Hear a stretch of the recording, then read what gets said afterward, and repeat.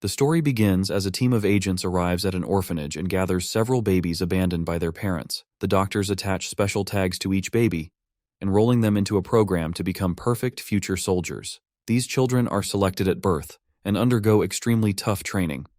As they grow up, they are taught that weakness is not an option and that they must always strive for perfection. To toughen them up, the children are made to watch animals fighting and killing each other. They are constantly supervised, and leaving their rooms is prohibited. After 8 years, the kids are now focusing on training their minds and other skills, attending daily classrooms, and working extra hard. Their actions are graded and measured every day, closely monitored by men and women in suits. After 12 years, the training becomes even more brutal, as they are forced to run many miles daily, aiming for perfect physical condition. During one such run, a boy falls behind, too tired to keep up, and loses focus, and trainers order a truck to pick up the struggling boy, but instead of helping him, they mercilessly kill him. In this program, those who are deemed weak and slow meet a similar fate, treated like animals. Despite witnessing their friend's death, the other boys must continue running, as this harsh military training is intended to mold them into living weapons. After a few more years, the teenagers progress to training with guns and must eliminate every target without showing mercy. When they turn 17, they are fully developed as weapons and ready for combat. And when their training program comes to an end, each soldier receives a special tag tattoo on their face. Now comes the main character, Todd, who has been a soldier for many years and is considered one of the best killers worldwide. Having been taken into the program in 1996, Todd has grown into a true leader. Despite sustaining numerous injuries, he consistently succeeds in his missions with his fellow soldiers, traveling all over the world, even to the moon, engaging in brutal fights with no remorse. During a battle in Russia, Todd kills an innocent woman just to reach his target because he prioritizes the mission above everything else, even disregarding the well-being of his fellow soldiers.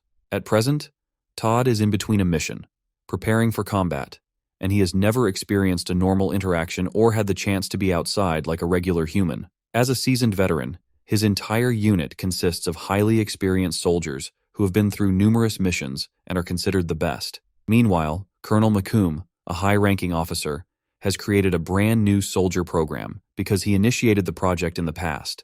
With the collaboration of top scientists, he has now developed even more enhanced soldiers. A fresh unit arrives, much younger than Todd and his fellow soldiers, genetically engineered to be superhumans, devoid of human emotions, and designed solely for killing and destruction.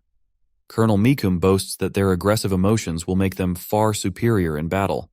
However, Captain Church, the current commander of Todd's veteran unit, disagrees with this new approach because he believes that the old soldiers are better due to their extensive war experience. Captain Church argues that Meekum's new soldiers lack the real-life battle experience of his seasoned unit, making them less effective in combat. Confident in his new unit, Meekum proposes a test between the veteran unit and the freshly trained soldiers to determine who is better. Todd observes one of the new soldiers named Kane, whose eyes appear lifeless, turning him into a pure killing machine. The test exercise begins, and the new soldiers outperform the veterans in every aspect, showing greater precision with their guns, possessing more strength to lift heavier weights without getting tired, and even excel in running. Kane's speed surpasses Todd's, leaving Captain Church still unconvinced about the superiority of the new soldiers. Meekum decides to demonstrate Kane's abilities further and instructs him to climb a steel chain, once again proving to be much faster and more energetic than Todd. To test their spirit, Captain Church orders Todd and his 2 men to attack Kane with all their might,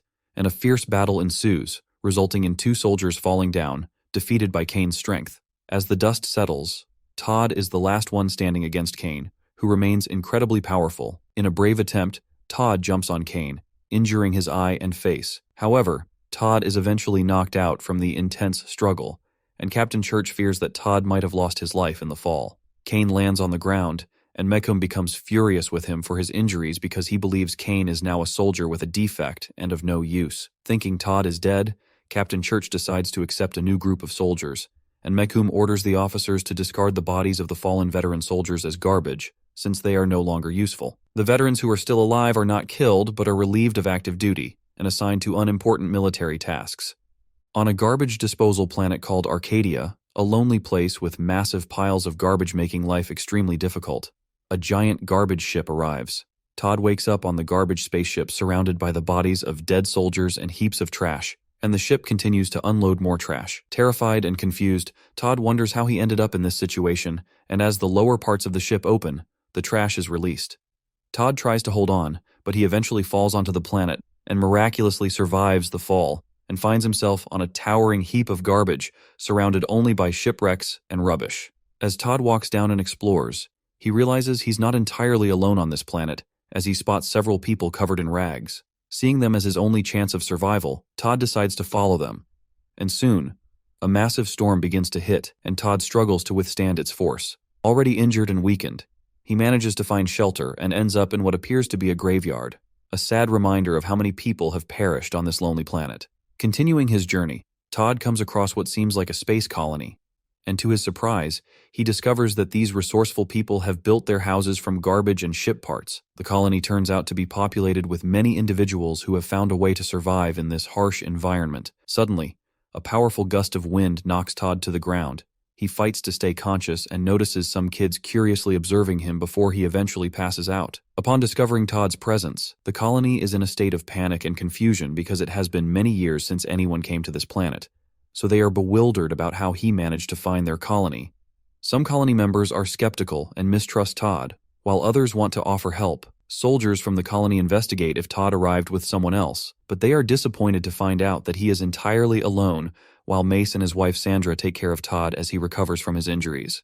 As the story unfolds, it is revealed that this colony was not originally located on the planet, and colonists were aboard their own ship, heading somewhere else, when it broke down and crash-landed here 3 years ago. Despite hoping for rescue, no help ever arrives, leaving them stranded, and the sight of Todd is a surprise as he is the first human they have seen in years. The community wants to accept Todd, but it's challenging for him as he's never had any family or friends, only being a soldier devoid of emotions.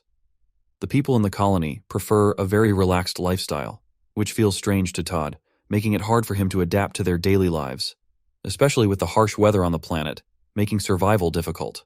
Todd meets Nathan, Mace and Sandra's son, who cannot speak due to a past snakebite. Todd has been observing and assisting the citizens of Arcadia, helping Sandra with gardening and Mace with collecting scraps. During a storm, Todd's strength saved a resident in danger, but due to his past training, he struggles to express emotions and socialize. At a community gathering, Todd feels uncomfortable due to loud noises triggering memories of past battles. Seeking solace, he stepped away from the crowd and found comfort in practicing alone, trying to calm himself. One day, Todd teaches Nathan to use boots to protect himself from a snake. Mace and Sandra misunderstand and report Todd to the leader, who explains Todd's war experience makes it hard for him to interact safely. Regrettably, Todd is asked to leave, but the community still provides support and equipment for his survival. For the first time, Todd experiences sadness and genuine emotions, and he feels lost as he starts crying, something he had never been allowed to do while growing up. A few days pass, and a snake returns to Mace's house, putting him and his wife in danger while they're fast asleep.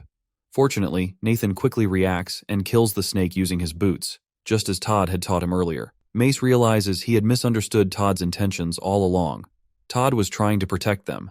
With this newfound understanding, Mace decides to bring Todd back into the community. The very next day, the Special Forces plane lands on the planet Arcadia, and they start their operation to comb the entire area. Colonel McComb takes charge and orders all Army members to eliminate all illegal refugees on the planet, including the Arcadian communities.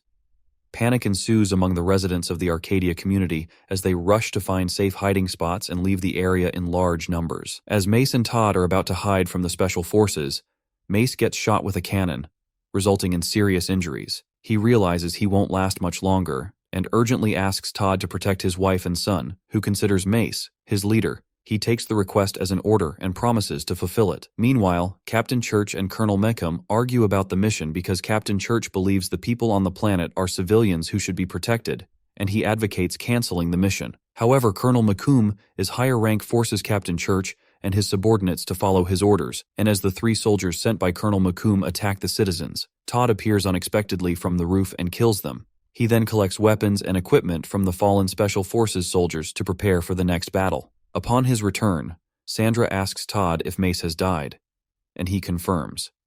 Hearing this devastating news, Sandra pleads with Todd to avenge her husband's death. Being loyal to Sandra as his leader, Todd immediately obeys and hastens his preparations for revenge. Before heading to the battlefield, Todd promises Sandra that he will eliminate all enemies in front of him. With determination in his heart, he walks away alone, ready to confront the impending dangers.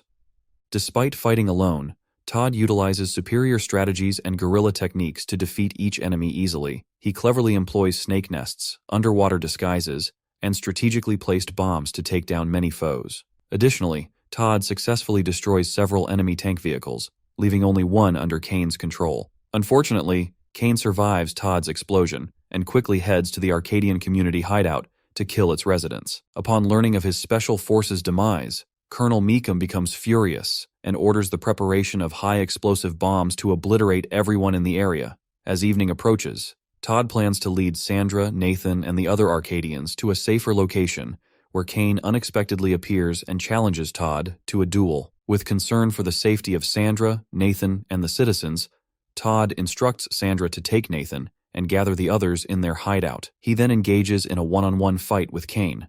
Though Kane initially appears to have the upper hand, Todd seizes an opportunity and ultimately defeats Kane using helicopter blades. After realizing that his best fighter has died, Colonel Meekum orders his remaining troops to leave the planet, but Captain Church refuses to comply, as some squad members are still missing. In a fit of confusion, Colonel Meekum ends up killing Captain Church and forces the pilot to fly the plane. Todd arrives just in time, and his army friends choose to follow him rather than Meekum, as they see Todd as their true leader, having fought alongside him for many years. They take control of Meekum's ship, leaving him stranded on the garbage planet. Meanwhile, gather all the colonists and transfer them to the army ship for safety. Desperate to stop the bomb, Meekum attempts to deactivate it but tragically ends up taking his own life. The colonists intend to go to Trinity Moons, and Todd decides to lead them there, taking on the role of a father figure to young Nathan. Together they watch the stars, setting off on a new journey.